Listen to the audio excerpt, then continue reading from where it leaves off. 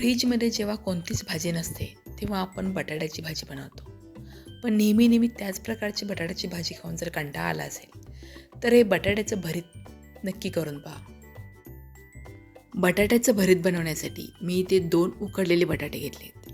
पण हे बटाटे खूप जास्त उकडलेले नाही आहेत. म्हणजे जसे आपण नेहमी भाजीसाठी बटाटे उकडून घेतो त्यापेक्षा थोडेसे कच्चे आहेत. आपण भरितासाठी वांगं भाजताना वांग्याला जसे चाकूने चिरा देतो तसेच या बटाट्याला चाकूने चिरा देऊन घ्यायचे आहेत.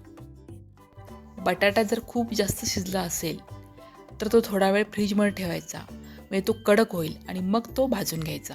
भरितासाठी मी बटाट्याबरोबर टोमॅटोही भाजून घेणार आहे, त्यामुळे मी टोमॅटोलाही चाकूने अशा उभ्या चिरा देऊन घेतल्या आहेत. आता मी गॅसवर जाळी ठेवली आणि त्यावर बटाटा आणि टोमॅटो ठेवून दोन्ही छान खरपूस असं भाजून घेणार आहे.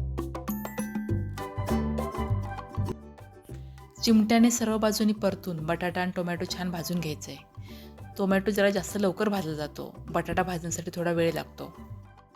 आता बघा टोमॅटो आणि बटाटे सगळ्या बाजूनी अगदी एकसारखे व्यवस्थित भाजले आहेत.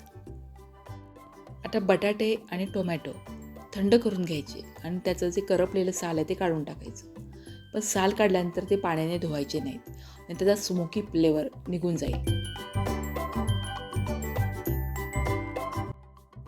साल काढल्यानंतर बटाटे मी एकदम बारीक चिरून घेतले आहेत. आपण बटाटे चिरण्याऐवजी हाताने कुस्करूनही घेऊ शकतो. बटाट्याबरोबर टोमॅटोही एकदम बारीक असा चिरून घ्यायचा.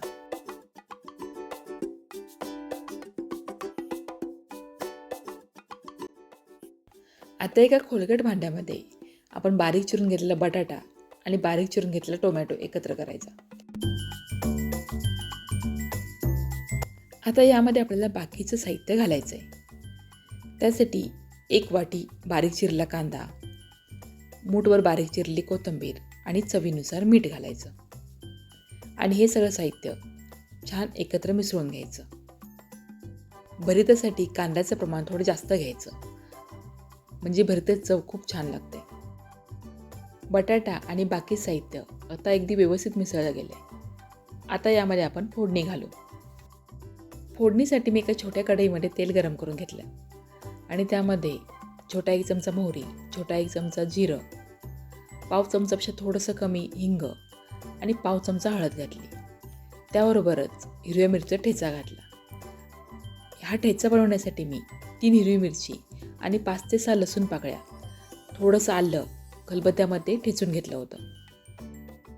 आता हा ठेचा 1 मिनिटासाठी मंद गॅसवर परतून घ्यायचा, म्हणजे त्याचा कच्चेपणा जाईल आणि मग ही फोडणी आपल्याला या बटाट्याच्या मिश्रणावर घालायची.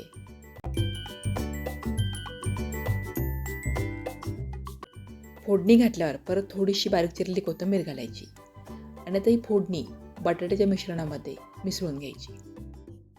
तुम्हाला जर भरीत जास्त झणझणीत बनवायचं असेल तर फोडणीमध्ये छोटा अर्धा चमचा मिरची पावडर घालू शकता आणि जर आवडत असेल तर तुम्ही इथे 2 चमचे शेंगदाण्याचा जाडसर कूटही घालू शकता.